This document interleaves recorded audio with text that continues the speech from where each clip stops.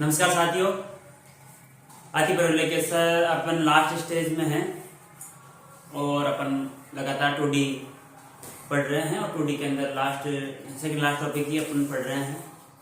मैंने ये कहा था कि कुछ चीज़ें कॉमन होगी तो उसको रिपीट नहीं करेंगे और पिछले जो चीज़ें समझाई हुई हैं उसी से ही जोड़कर अपन देखेंगे। अपन देखते हैं कि अति परवलय और दीर्घवृत्त किस प्रकार से एक दूसरे से कनेक्ट हैं। जिस प्रकार से अपन ने दीर्घवृत्त पढ़ा सेम वैसा ही अपन क्या कर सकते हैं, अति परवलय को पढ़ सकते हैं। देखो, सबसे पहले तो मैं बात करूंगा अति परवलय के समीकरण के बारे में। क्या बात करूंगा? अति परवलय की समीकरण के बारे में। देखो, सबसे पहले तो अपन दीर्घवृत्त, चलो मैं इधर दीर्घवृत्त की समीकरण लिखता हूं। दीर्घवृत्त की मानक समीकरण, जैसे मैंने मानक समीकरण लिखी थी, क्या होती है? X square upon a square plus y square upon B square बराबर है। मैं इधर अति परवलय की बात करूंगा। अति परवलय की मानक समीकरण की बात करूंगा तो x square upon a square plus y square upon, चलो मैं पहले तो ये लिख देता हूं सीधी सी जो समीकरण अपन को पता है।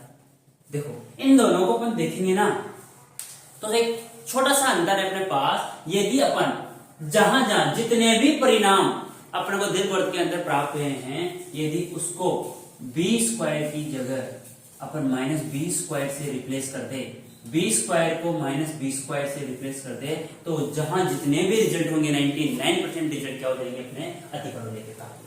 कैसे प्राप्त है? देखो, यहां जैसे ही मैंने अति परवलय के समीकरण के अंदर बी स्क्वायर की जगह माइनस बी स्क्वायर पुट किया, जैसे मैं यहाँ माइनस बी स्क्वायर पुट करूंगा तो ये माइनस और माइनस क्या हो जाएगा? एक्स स्क्वायर अपॉन माइनस, और यहाँ प्लस था तो गुणा होकर माइनस हो गया, x square upon a square minus y square upon B square बराबर एक्स।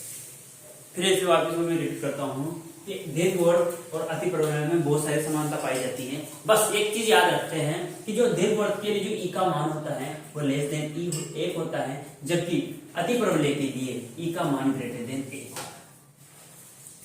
इसके अंदर जो दो अक्ष होती हैं उसको एक को अर्ध लघु अक्ष और अर्ध दीर्घ अक्ष कहते हैं, जबकि इसमें अर्ध अनुप्रस्थ अक्ष या फिर अर्ध की बात मैं इसलिए कर रहा हूं कि मैं ए और बी की बात कर रहा हूं, 2a और 2b की बात मैं नहीं कर रहा हूं।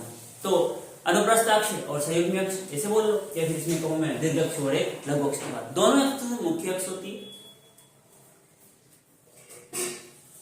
इसके अंदर अपन ने एक संयुग्मी पढ़ा था। संयुग्मी का मतलब क्या कि संयुग्मी अक्ष और अनुप्रस्थ अक्ष दूसरे के लिए अनुप्रस्थ अक्ष और संयुग्मी अक्ष के रूप में काम कर जाए तो वह क्या हो जाएगा? संयुग्मी अति परवलय हो जाएगा। उसके बाद में मैंने आयतीय अति परवलय पढ़ा, जिसकी उत्केंद्रता का मान √2 होता था। क्यों होता था? क्योंकि उसमें ए और बी का जो मान होता है वो बराबर हो जाता है, और बराबर होने के कारण जो अपने पास उत्केंद्रता की जो समीकरण होती थी उससे अपन को क्या प्राप्त हो जाता है? ई बराबर √2 प्राप्त होता है। चलो इसी की बात कर लेते हैं। मैं दीर्घवृत्त के लिए उत्केंद्रता का सूत्र होता है, चलो मैं पहले एक तरफ से चलता हूं। जो उत्केंद्रता का सूत्र होता है वो ई बराबर क्या होता है? गणितीय परिभाषा का मैं प्रयोग करूंगा। अब वो उस चीज को अपन पता है कि अर्ध लघु अक्ष का स्क्वायर बटा अर्ध दीर्घ अक्ष का स्क्वायर, तो क्या होगा?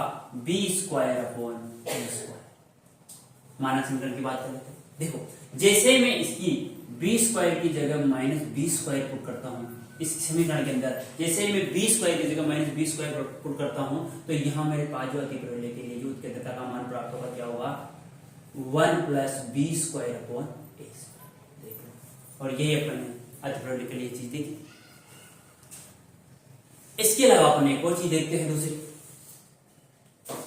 देखो, दीर्घवृत्त के लिए अपन ने स्पर्शता की कंडीशन देखी थी, जिसमें अपने पास c बराबर जो मान प्राप्त हो रहा था वो हो रहा था a square m square plus b square प्राप्त हो रहा था। स्पर्शता की इस कंडीशन, स्पर्शता का प्रतिबंध काम आने वाली बहुत इंपॉर्टेंट चीज है। इससे संबंधित सवाल यदि 2D में पूछता है तो यहाँ से इसका सबसे फेवरेट या तो स्पर्शता की कंडीशन या अभिलंब की जो शर्त होती है उससे अपने को एक क्वेश्चन तो डेफिनेट मिल जाता है, क्योंकि बहुत सारे तरीके से देखा और इसके देखने सवाल अपन ने करवा रखे, 12 से 15 सवाल अपन ने इस पे करवाए हैं। सीधा देख के अपन उसको मानक रूप में बदलेंगे, मानक समीकरण के रूप में बदलेंगे रेखा में और तुलना कर देंगे। वहां से एम ए और बी का मान तो अपन को दीर्घवृत्त से मिल जाएगा, इसके लिए देखेंगे तो अति परवलय से मिल जाएगा, और एम क्या है? ढाल है उस रेखा की। तो अब देखो, यहां भी वही कंडीशन में बी स्क्वायर को माइनस बी स्क्वायर से पुट करूंगा तो इसके लिए जो स्पर्शता की कंडीशन बनने वाली है, अतिपरवलय की बात कर रहे हैं, इधर दीर्घवृत्त की बात कर रहे हैं, तो क्या होगी, C बराबर under root a square m square minus का b स्क्वायर। चलो इससे बता, ये चीज अपन को पता चल गई। तो मैं स्पर्श रेखा की समीकरण लिखता हूँ। दीर्घवृत्त के लिए स्पर्श रेखा की समीकरण, दीर्घवृत्त के लिए स्पर्श रेखा की समीकरण, उसका ढाल रूप की बात कर लो। जैसे मैंने ढाल रूप की बात की तो क्या हुआ, y बराबर क्या होता था, mx plus under root a square m square plus b square. क्योंकि क्या होती थी, रेखा का सूत्र होता था y बराबर mx प्लस c, ये होता था y बराबर mx प्लस c। इसी जहां अपने पास c स्पर्शता की कंडीशन को सेटिस्फाई कर रहा था, स्पर्शता के रूप में इस प्रकार c का मान दिया था और इसी मान में यहाँ पर जैसे ही मैं अतिपरवलय की बात करूंगा, वही b स्क्वायर की जगह क्या पुट करना है, माइनस का b स्क्वायर, अतिपरवलय की स्पर्श रेखा, स्पर्श रेखा।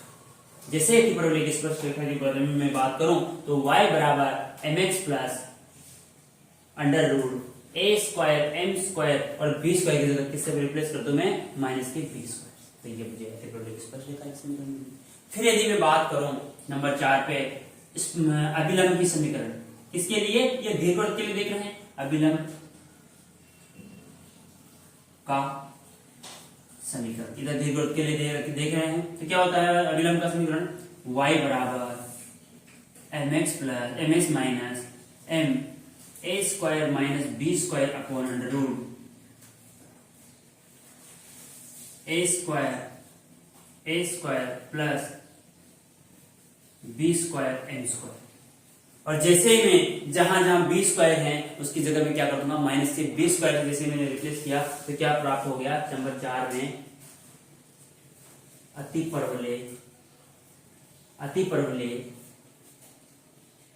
अतिपरवलय के लिए अभिलंब का समीकरण, अतिपरवलय के लिए अभिलंब का समीकरण क्या होता है, क्या प्राप्त हो जाएगा यहाँ से, y बराबर mx माइनस का m तो बाहर है a स्क्वायर प्लस b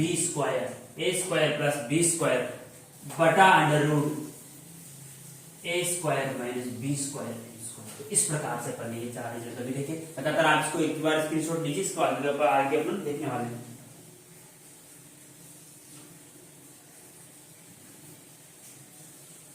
देखो क्या किया, कुछ भी नहीं कर रहे अपन ने क्या किया, b स्क्वायर को माइनस b स्क्वायर से रिप्लेस कर देंगे, जितने भी मानक रिजल्ट अपन को दीर्घवृत्त के लिए प्राप्त हो रहे थे वो ऑटोमेटिक बदल जाएंगे अतिपरवलय के लिए। देखा अतिपरवलय के लिए बेटा का मान इस प्रकार से होता है, अतिपरवलय के लिए स्पर्शता की कंडीशन ये होती है। काम आने वाली चीजें हैं दोनों में, कई बार बता चुका हूँ, परवलय दीर्घवृत्त वर्त सब में मैंने एक आधी चीज बहुत काम आने चीज है, तो इन चीजों को अपन याद रखने की कोशिश करें। जैसे अपने परवलय के लिए अपन a अपॉन m को याद रखते थे, तो वही चीज अपन यहाँ से देखने वाले हैं। यहाँ से अपन वृत्त के लिए भी देख सकते हैं, a और b का मान यदि समान हो जाएगा तो a बार आ जाएगा, प्लस माइनस a बार आ जाएगा, और 1 प्लस m स्क्वायर में क्या किसकी स्पर्शता की कंडीशन मिलेगी, एक वृत्त के लिए कोई स्पर्श की किसी रेखा की स्पर्श होने की कंडीशन अपन को पता चल जाएगी। उम्मीद करता हूं कि आपने लिख लिया होगा। मैं मिटाता हूं इसको,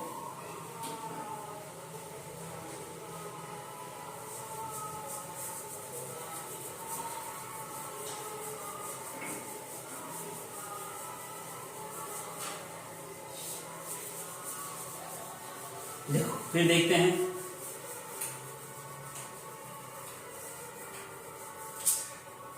काटते रूप में फॉर्म देखते हैं जी, स्पर्श रेखा का काटते रूप। नंबर 5 स्पर्श रेखा का काटते रूप। वो क्या होता था, मैंने क्या था कि स्पर्श रेखा का काटते रूप में देखते हैं तो x स्क्वायर को x1 से पुट करते हैं, x स्क्वायर को क्या लिखते हैं, जब स्पर्श रेखा का अपन काटते रूप देखते थे तो x स्क्वायर को अपन पुट करते थे x1 से। किसी बिंदु P का x1 क्या होता था, कोई बिंदु P है और उसके निर्देशांक x1 और y1 है, वहां कोई रेखा स्पर्श कर रही है तो उस स्पर्श रेखा का अपन काटते रूप देखते थे, इस प्रकार से पुट करते थे, और y स्क्वायर की जगह क्या करते थे, y1 करते थे। और यहाँ मैं अतिपरवलय के लिए देखूंगा तो क्या करूंगा, मैं दीर्घवृत्त की समीकरण में b स्क्वायर की जगह क्या पुट करूंगा, माइनस का b स्क्वायर। देखो करते हैं, स्पर्श रेखा की जो समीकरण होती थी काटे फॉर्म में क्या होती थी, x1 upon a square tangent लिख दूं, टी से लिख दूं चलो इसको, टी बराबर plus Y Y one upon B square minus का ए। ये समीकरण मेरी किसकी थी? स्पर्शरेखा की। जैसे ही मैंने इसको यहां से चेंज किया तो यहाँ अति परवलय के लिए क्या हो जाएगी? स्पर्शरेखा की समीकरण, स्पर्शरेखा किसके लिए? अति परवलय के लिए। अति परवलय के लिए देखा, देखो क्या होता है, x x one upon a square तो है माइनस किसकी वजह से? बी स्क्वायर से रिप्लेस कर दिया, माइनस के बी स्क्वायर, बी स्क्वायर को माइनस बी स्क्वायर से रिप्लेस किया तो Y Y one upon B square बराबर। इस प्रकार से अपन ने स्पर्शरेखा की, स्पर्शरेखा का कार्य रूप देखा।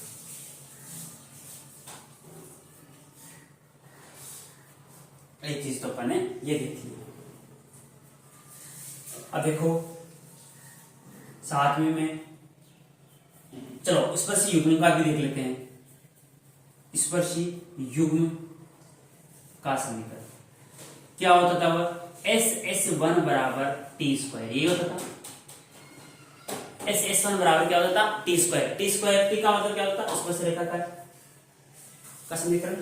और एस वन का मतलब है कोई बिंदु पी है जिसके निर्देशांक x1 और y1 है, उसे अपन किसमें पुट करेंगे? दीर्घवृत्त में। दीर्घवृत्त के लिए देखेंगे, दीर्घवृत्त के लिए देखेंगे, दीर्घवृत्त का वैल्यू पुट कर देंगे और अतिवृत्त की करेंगे तो केवल बी स्क्वायर की जगह माइनस बी स्क्वायर रिप्लेस कर देंगे। क्या प्राप्त होगा? देखो x square upon a square plus y square upon B square minus का एक, कोष्टक बंद कोष्टक शुरू, x1 का square upon a square plus y1 का square upon B square minus का 1 बराबर x1 upon a square plus y1 upon B square minus a का होल स्क्वायर। ये मेरे पास स्पर्शी युग्म का समीकरण होता था। और स्पर्शी युग्म का मैं समीकरण अति परवलय के लिए देखूं, परवलय की स्पर्शी युग्म का मैं समीकरण की बात करूं तो किस प्रकार से होगा? बी स्क्वायर की जगह क्या कर देंगे? माइनस के बी स्क्वायर। तो क्या होगा यहाँ से? X square upon a square minus y square upon B square, और ये वैल्यू पुट कर देंगे तो x1 का square upon a square minus y1 का स्क्वायर अपॉन बी स्क्वायर, ये माइनस का एक, यहाँ भी माइनस का एक, और इधर x1 upon a square plus नहीं माइनस से पुट कर देंगे, माइनस रिप्लेस कर देंगे तो y1 upon B square minus का 1 का होल स्क्वायर। ये मेरे पास अति परवलय के लिए स्पर्शी युग्म का समीकरण प्राप्त हो जाता है। ऐसे ही में देखो, ऐसे ही में जगह है अपने पास, चलो मैं इसको मिटा देता हूं, इसके बाद में करते हैं उसको। एक बार स्क्रीनशॉट लीजिए आप उसका।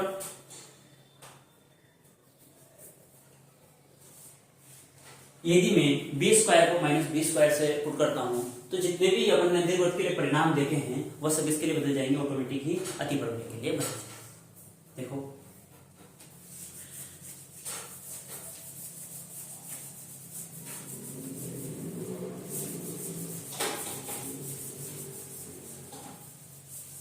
चलो मैं जीवा का समीकरण निकालू। स्पर्श जीवा इसके लिए देखूं तो t बराबर 0, और यहां भी स्पर्श जीवा का जो समीकरण दिखा लूं वो भी क्या हो जाएगा? t बराबर 0। बस अंतर क्या? इसके लिए जो t बराबर 0 है उसका मतलब क्या है? x1 upon a square plus y1 upon B square minus का 1 बराबर 0, और इसके लिए क्या हो जाएगा? x1 upon a square minus y1 upon B square बराबर, एक माइनस एक इधर ले लो तो माइनस। और यदि स्पर्श जीवा का समीकरण जब मध्य बिंदु दिया हो तो क्या होता है? t बराबर क्या होता है? वो s1 होता है। और यहां भी क्या होगा? स्पर्श जीवा का समीकरण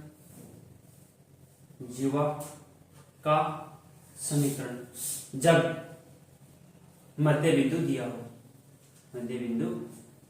तो वो भी क्या होता है? t बराबर s1। वैल्यू पुट कर देंगे तो क्या होगा?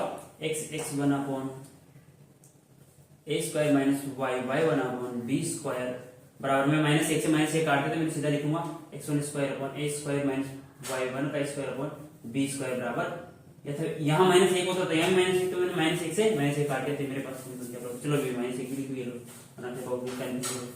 तो इस प्रकार से अपन ने चीजें देखी। इससे भी अधिक और परिणाम अपन देखेंगे, बड़ी हो जाएगी क्लास, फिर अपलोड करने में थोड़ी सी दिक्कत होती है। तो इस प्रकार की चीजें अपन ने देखी। तो आप सभी को शुभकामनाएं। लगातार पढ़िए, वैकेंसी अपने पास आई गई है फर्स्ट ग्रेड और सेकंड ग्रेड की, अच्छे पद हैं और जहाँ तक लगता है यहाँ तक इनमें पदों में क्या होगी, बढ़ोतरी भी होगी। तो धन्यवाद, मुस्कुराते रहिए और लगातार आप पढ़ सकते हैं। धन्यवाद।